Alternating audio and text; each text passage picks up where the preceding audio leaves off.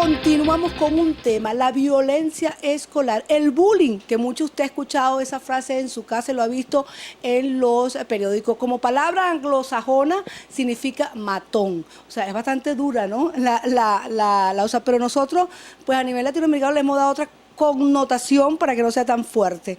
Dejábamos en la otra parte del programa hasta qué punto somos responsables más no culpables, responsable como sociedad, como escuela, porque a veces, doctora, uno ve que muchas de estas conductas son afianzadas, consciente o inconscientemente, por profesores, por instituciones, por padres y por una sociedad, donde esos valores que se convierten, que son antivalores, los estamos convirtiendo en unos valores nefastos. Y hemos visto cómo, y usted lo tiene que, las consultas, a mí me llaman mucha gente para consultarme, ¿qué psicólogo me recomienda? O sea, por cosas, en una sociedad donde estamos tan bulímicos, no se puede ser tan agresivo, ¿verdad? Entonces, ¿de qué manera? Porque nosotros somos modelos, ¿no? A esos muchachos. Y usted decía en la otra parte, ya para dejarla hablar, usted decía en la otra parte que niños, las diferencias entre los bullying, era a veces pequeños por no tener formación, pero lo que se está viendo ahorita en los adolescentes, en las estadísticas, es el bullying asimétrico en el poder. Leía lo que decía la UNESCO, asimétrico en que estos adolescentes son violencia relacional, no te excluyo. Te excluyo, no estás conmigo, no porque, bueno, porque no me gusta, porque bueno, porque no estás, o sea, no es un problema serio, ¿no? Realmente. Sí, porque definitivamente no hay una razón clara que te lleve a ti a decir porque yo te odio y se va generando odio, que es el extremo. ¿Qué pasa con esto? Cuando tú estabas diciendo de responsabilidad, nosotros, el llamado, lo que se trata de hacer es que si estamos hablando de que la formación viene desde que estamos pequeños, entonces, ¿qué pasó? ¿En qué momento no nos dimos cuenta, como tú dices, consciente o inconscientemente, por tiempo, por trabajo, por las razones que siempre podemos alegar? ¿En qué momento nos dejamos de ver esos valores? ¿Qué pasó? ¿Qué es lo que yo observo? Que yo observo que dejamos pasar las cosas, que desde el punto de vista de Venezuela, que es donde me quiero, porque en todo el mundo se empezó a estudiar y luego se trajo, como siempre, estos términos, pero aquí había violencia. ¿Por qué había violencia? Porque había exclusión, y exclusión independientemente del nivel social, porque si eras, no eras tan activo, no eras inteligente, no eras deportista, dependiendo de cuál era el momento o la razón social de esa escuela. Ok, hubo violencia siempre, y violencia en los baños, violencia, pero también empezó a hacerse todos, de alguna manera, nos empezamos a hacer los ciegos ante los síntomas que esto estaba generando. Si el niño llegaba a decirnos, mira que me está pasando tal cosa, no me hables de eso, tú sabes cómo resolverlo, no tengo tiempo. O me iba en el otro extremo a reclamar de una manera irada, entonces yo voy copiando, yo voy viendo, o sea, ¿cómo me defiendo? Si tengo que defenderme, no me siento atendido ni oído. Voy donde la maestra, y entonces, ¿qué pasa? Se creó el concepto desde los adultos del chismoso. Es verdad, que también hace un daño terrible. Entonces, al crearse dentro de Venezuela, porque es una historia que tenemos que ver mucho con lo particular, dentro de Venezuela no soy, entre comillas, sapo, no soy chismoso, entonces me aguanto, paso por el lado tuyo, te tiro papelitos, te hago cosas. Es increíble lo que ocurre. Y te convierte en testigo pasivo, que estás igualito con el mismo problema de violencia, ¿no? Entonces hay una violencia y yo empiezo, pero sé que no me voy a la maestra porque la maestra me va a exponer, lamento decirlo, aunque no, algunas tienen esa conciencia. Lo hacen público, lo hacen público. Hacen público esto, incluso muchos de una manera donde que se levante quien lo hizo, entonces exponen al otro y generan como mayor agresividad en el que originalmente fue agresor, porque me la callo, pero después... El testigo que dice que tiene como valor la verdad es etiquetado, y entonces te la cobro, y entonces pasa de denunciante a denunciado.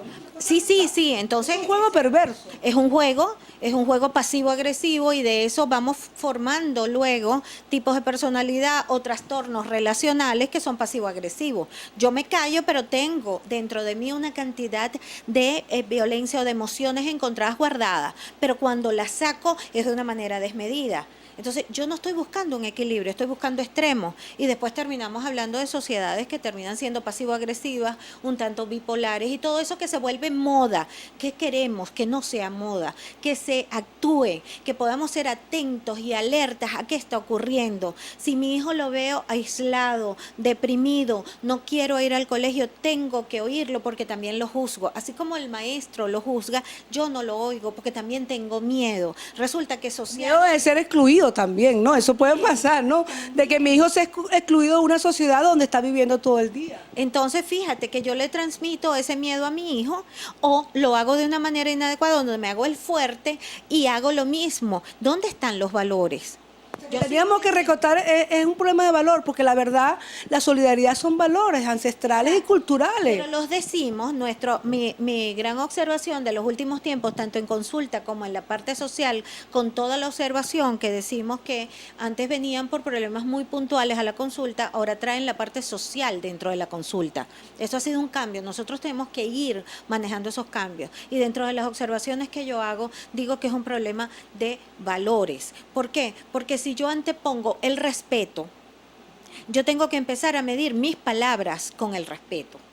Porque lo que me frena a mí es saber que yo voy a respetar al otro simplemente por el otro antes de agredirlo, en palabras, en hechos, en acciones, en acoso y en calificativos. Si de verdad existiera el respeto, yo no lo nombraría tanto, lo haría acción. Este es nuestro trabajo, esta es nuestra intervención, que lo que pensamos lo sentimos y lo que sentimos lo vamos a hacer acción. Si yo antepongo el respeto, la solidaridad, la tolerancia en esas supuestas diferencias que son calificativos aprendidos, entonces yo voy a anteponer mis palabras o mis hechos antes de la acción. Ahora, si yo propongo, suelto y me he vuelto una sociedad absolutamente que me guío por emociones y por acciones muy llenas de emociones, entonces, ¿qué está pasando? No contengo eso. También mucha gente me dice, y eso es importante, la reflexión, bueno, ¿cómo hago para tener a mi hijo dentro de una sociedad tan violenta? Y es verdad.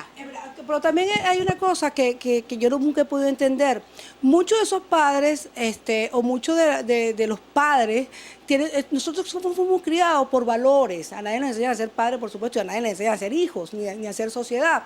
Pero muchos de esos valores son parte de toda la familia venezolana, latinoamericana y mundial. Nadie quiere que su hijo discrimine, todo el mundo quiere un hijo solidario, pero al final todos somos católicos porque le deseamos la muerte a alguien.